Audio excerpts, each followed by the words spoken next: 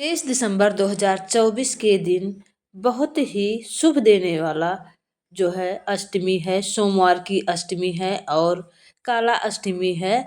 इस दिन बहुत ही पुण्य फल देने वाला जो है शुभ संयोग बन रहा है। तो इस दिन अगर आप माँ मालिनी का उपाय करते हैं गुलाब की पत्तियों से और जो भी उपाय करते हैं अशोक सुंदरी की जगह पर, तो आपको उसका फल अवश्य प्राप्त होता है। आपके जीवन में दुख है, किसी बेटा बेटी की शादी नहीं हो रही है, उसके लिए यह उपाय है, तो यह उपाय अवश्य करें। आपको पूर्णतः 3 महीने के अंदर फल की प्राप्ति होती है और जो भी मनोकामना है वह पूर्ण होती है। तो यह अगर आपके जीवन में बहुत ही दुख कष्ट है, किसी नारी के जीवन में कष्ट आता ही चला जा रहा है, जीवन बहुत ही दुखमय हो गया है और रास्ता नहीं सूझ रहा है, कोई मदद नहीं कर रहा है, तो ऐसे में माँ मालिनी का उपाय करने से आपके सभी कष्ट दूर होंगे और आपके जीवन में भी खुशियाँ दस्तक देंगी। तो आइए जानते हैं कि क्या उपाय हमको आपको करना है और क्या करना है आपको। अगर आपके लड़के लड़की की शादी में देरी हो रही है, कोई शुभ संयोग नहीं बन रहा है, समस्याएं आती जा रही हैं, तो आपको क्या करना है जो है हल्दी लेना है और हल्दी के 7 बिंदी जो है आपको अशोक सुंदरी की जगह पर लगाना है। अष्टमी के दिन, सोमवार अष्टमी के दिन प्रदोष काल में, प्रदोष काल मतलब 5 साढ़े 5 बजे से लेकर 7 बजे के बीच में सायंकाल प्रदोष काल में 7 बिंदी लगानी है और उसके बाद आपको 7 गुलाब की पंखुड़ियाँ वहाँ रखना है, एक एक सातों बिंदी पर। और वही जो है हल्दी का थापा आपको पीपल के पत्ते पर मारना है। उसके बाद वही हल्दी जो आपको ये हाथ में लगा है, उस व्यक्ति के, उस लड़के के लड़की के जो है कंठ पे लगा देना है, मस्तक पे लगा देना है और हस्त कमल पे लगा देना है। आप देखेंगे, यह उपाय करके देखिए, आप देखेंगे 3 महीने के अंदर जो बेटा बेटी है जिसकी शादी में अड़चने आ रही हैं उनकी शादी फिक्स होगी और शुभ संयोग बनेगा।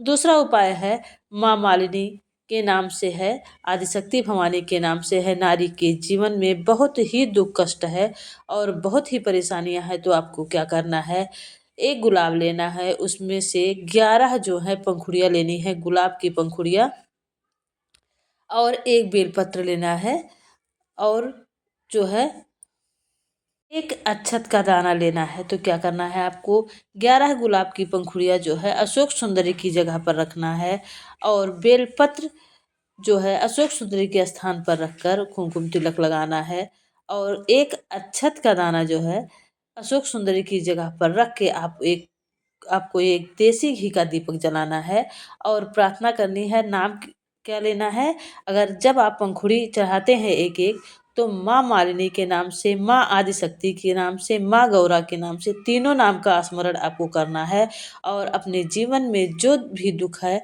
आपको अपने मन में लेना है।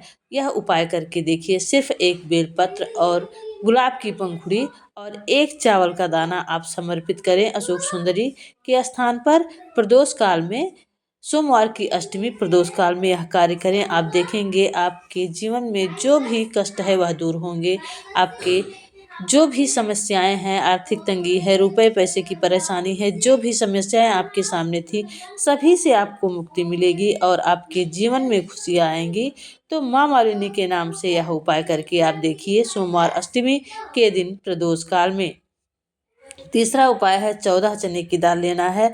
अगर आपके घर में परिवार में अशांति है, परेशानियां हैं, कोई बहुत ही रोग से ग्रसित है, एक जो है रोग खत्म होता है, दूसरा जो है रोग शुरू हो जाता है, शारीरिक पीड़ा है, बहुत ही अत्यधिक पीड़ा है, सब कुछ करके हार गए हैं और नहीं कुछ काम कर रहा है, बहुत ही दवा करवा लिए, हर जगह भटक लिए हैं आप, हर उपाय कर लिए, बहुत दिनों से परेशान हैं, इधर से उधर दौड़ रहे हैं, तो यह उपाय करके आप अवश्य देखिए।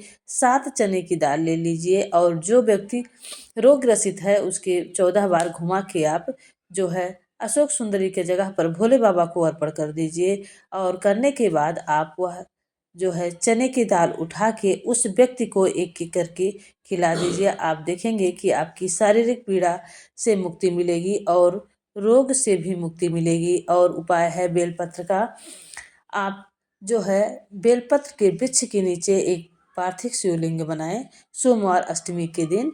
और यह उपाय आप सोमवार को भी कर सकते हैं, और नहीं शिवरात्रि को महीने में एक बार पड़ती है, शिवरात्रि को कर सकते हैं। तो आपको बेलपत्र लेना है, आप 11 बेलपत्र ले लीजिए, 21 बेलपत्र लीजिए, 51 ले लीजिए, जितना आप कर सकते हैं उतना बेलपत्र ले लीजिए। उस पर एक बिंदी रख के शिव जी का जो है पार्थिव शिवलिंग वहाँ बनाइए बेलपत्र के वृक्ष के नीचे, और पूजा अर्चना करिए, चावल चढ़ाइए, चंदन लगाइए, और मीठा गुड़ या शक्कर हो या हो मिश्री आप चढ़ाइए। एक लोटा जल चढ़ा के और श्री शिवाय नमस्तुभ्यम का जाप करिए। बेलपत्र 11 बेलपत्र 21 बेलपत्र जितना आप चढ़ाते हैं, जितनी बार चढ़ाते जाएं, श्री शिवाय नमस्तुभ्यम श्री शिवाय नमस्तुभ्यम का जाप करते रहिए जितनी बार बेलपत्र चढ़ाएं। उसके बाद जो है वहीं जो है पूजा पाठ करने के बाद वहीं शिवलिंग का विसर्जन कर दीजिए, और फिर वह बेलपत्र लेके आइए, चाहे वैसे खिला दीजिए। जो व्यक्ति बहुत ही रोगी है और रोगग्रस्त है, शारीरिक पीड़ा से परेशान है, उसे यह या आप पीस कर पिला सकते हैं या आप वैसे खिला दीजिए। आप देखेंगे कितनी बड़ी से बड़ी बीमारी हो, कितनी बड़े से बड़ा रोग हो, बहुत बड़े से बड़ी परेशानियां हो, सभी जो है 3 महीने के अंदर दूर होगी। यह उपाय करने से सभी रोगों से मुक्ति मिलती है, कष्टों से मुक्ति मिलती है, और 100% आपको लाभ होता है। तो यह उपाय करके देखिए। महादेव की शरण में जो भी उपाय आप करते हैं तो उसका लाभ अवश्य होता है। शिव पुराण में लिखा यह उपाय है। तो ये सब छोटे छोटे उपाय अगर आप करते हैं तो आपके घर में सुख समृद्धि भरपूर होगी और सभी मनोकामनाएं पूरी होती हैं। आपके जीवन में बहुत ही कष्ट है, बहुत ही परेशानियां हैं, और कष्ट कट ही नहीं रहा है, और बहुत ही बड़ी बीमारी है, बहुत कष्ट है, बहुत पीड़ा है। तो आप महीने में एक बार धतूरा अवश्य चढ़ाएं। एक बार धतूरा चढ़ाने से सभी मानसिक रोग की से मुक्ति मिलती है और सभी परेशानियां दूर होती हैं। अगर आपके जो है सर में बहुत ज़्यादा दर्द है, माइग्रेन की बीमारी है, सर का दर्द खत्म ही नहीं हो रहा है, सब उपाय करके हार गए हैं, तो सोमवार के अष्टमी के दिन आप जो है यह उपाय अवश्य ही करें। 7 जो है लौंग आप अशोक सुंदरी के स्थान पर रख दें और माँ को स्पर्श करके माँ से अपनी बीमारी, अपनी दुख तकलीफ कहें, और फिर पूजा करने के बाद वह लौंग आप उठाकर एक जो रख दें एक जगह पर। और सुबह बिना ब्रश मंजन किए जब आप प्रातःकाल उठते हैं तो पहले कूच कूच के उसको खा लीजिए, किसी दरवाजे दहली के बीच पर खड़े होके।